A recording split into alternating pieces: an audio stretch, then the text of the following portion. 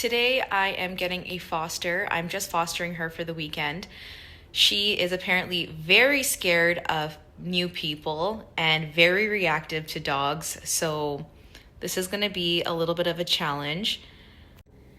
Her current foster is, I think, going away for the weekend, and so she has asked me to meet her outside so that she can take Ronnie for a little walk, and it is like minus 10 degrees Celsius right now, so we are going to take a little walk and get acquainted.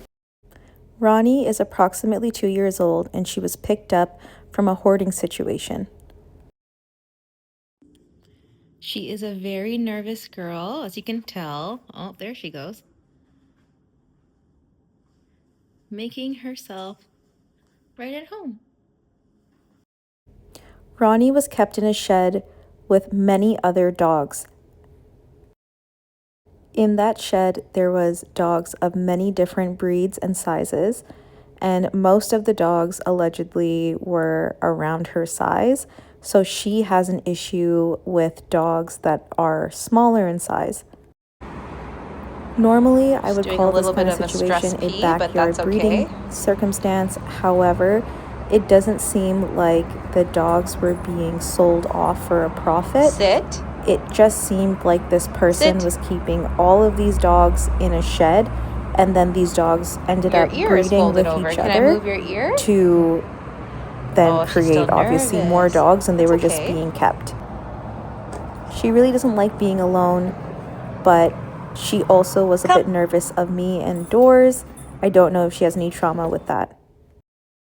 Once we were inside, she was right at home. She claimed this couch as her own pretty soon as she got inside, and it suits her quite well. I would like to note that she is open mouth panting, and she has given some stress yawns since she entered my space, so I am trying to give her as much space as possible and being mindful that the fact that she is nervous, this is a new place, and there's probably a ton of smells and noises and just a lot going on for her right now. Her long-term foster has another dog in the home, so she is good with other dogs, but she was very curious of the sounds that were coming from the apartment building. It is a pet-friendly apartment, so there are dogs barking. Sometimes you can hear the occasional meow in the hallway, so she was very, very curious about those sounds. Okay, come on. Let's see. Sit. Oh, good sit. Oh, so gentle. Oh, she said no, thank you. You don't want it? You don't want the treat? Your mom said you like the treat. Oh. There you go. Big crunch.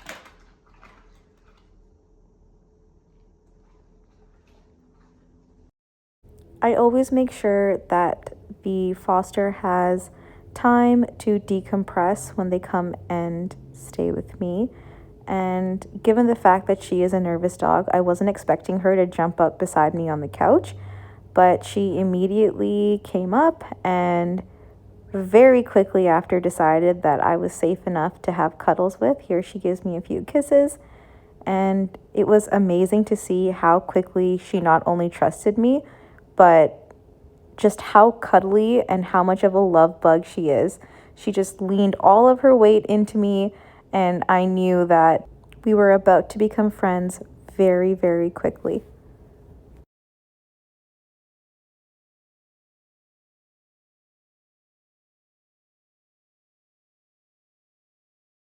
This is sort of the best case scenario in a foster situation, especially when you're temporary fostering. I don't think a dog would ever behave like this unless they felt comfortable, safe, as well as just genuinely felt like you were somebody that wasn't going to harm them. And that, honestly, she was only at my place for about 15 minutes at this point, and gaining that trust from her so quickly meant a lot to me. Despite being trusting and very cuddly, I could still tell that she was really nervous, and she was constantly keeping her attention at the door. So I did not want to get in her space too much, and I wanted to provide as much reassurance as I could, but also mindful that she was in a nervous state. I really couldn't tell you what her breed mix could be. She has soft ears like a golden, but she kind of has some border collie coloring, but she doesn't really have any herding instincts from what I have been told.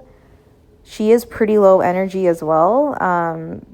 If you want to sit on the couch all day, she wants to sit on the couch all day. So if you have any guesses as to what she could be, that would be really interesting to hear in the comments below.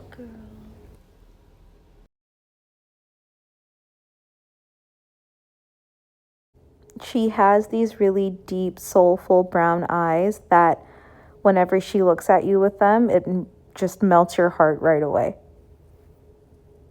I always think it's so amazing how these dogs who have been through God knows what and just through so much in their first couple of years of life are able to be so trusting and so calm.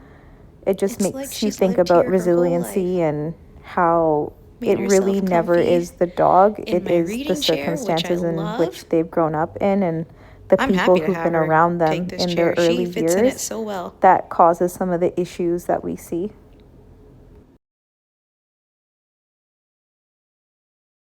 Like I mentioned earlier, she's so chill. She got up on my chair, pushed the blanket around to make it more comfortable for her, and basically was like, all right, peace out. I'm gonna take a nap. You can't hear it, but I was telling her what a good girl she was and how she was pretty much a fantastic dog. And she listened to me for a little bit, and then she kind of was like, all right, I get it. Can you please leave me alone?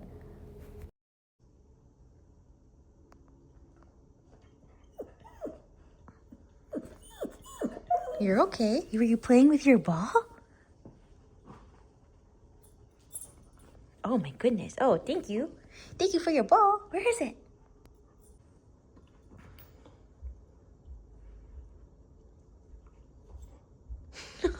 And a hair tie? Wow. Whoa. Hey, Maya. What? You happy?